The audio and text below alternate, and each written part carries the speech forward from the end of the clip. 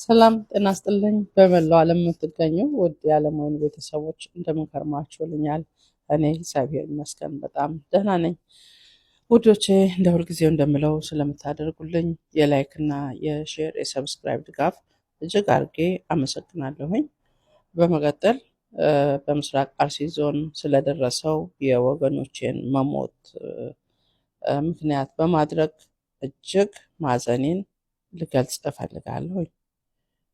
በመቀጠል ውድ ኦርቶዶክሳውያን አንድ ማወቅ ያለባችሁ ነገር አለ። በሃይማኖት የመጣ ነገር መቆሚያ የለውም። በጣም ከባድ ነው። ኦርቶዶክስን ለይቶ መልቀም፣ የኦርቶዶክስ ቤተክርስቲያንን ለይቶ ማቃጠል የእውነት ከዚህ በላይ በደል የለም። ሁላችንም ወደ እግዚአብሔር በርትተን በማልቀስ ጸሎት ልናደርግ ይገባል። ተደጋጋሚ እየሆነብን ስላለ በዘር ሲከፋፍሉን እምቢ ስላለን ያላቸው አማራጭ ደግሞ በኦርቶዶክስነታችን ላይ መጥተው ስለዘመቱብን አንድና አንድ ኃይላችን ጸሎት ነው። ከልባችን ወደ አምላካችን በመጸለይ ልመናችንን እናያይዘው ማለት እፈልጋለሁ። አባቶችም እባካችሁ ልጆቻችሁን የሚጽናኑበት የሚጠነክሩበት የዘወትር ድካማችሁ አይቋረጥብን እና እንዲሁም ለመንግስት አቤቱታ ከማቅረብ ወደኋላ አትበሉብን እባካችሁ።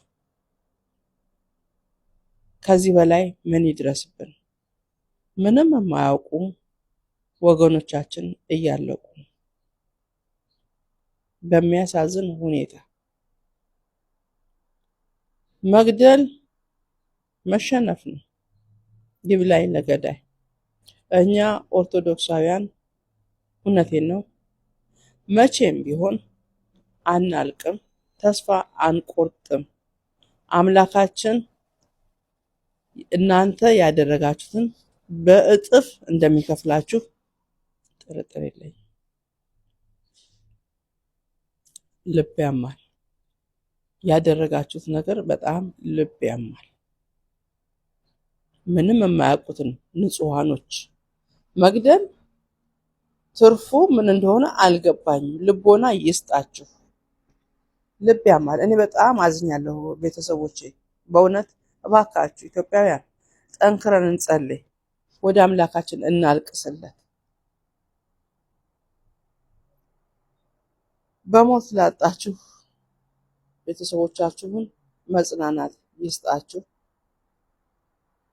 እግዚአብሔር አምላክ ሟቾቹን በአጸደ ገነት ያሳርፍልን ለማለት ፈልጌ ነው በራሴ ፔጅ የመጣሁት።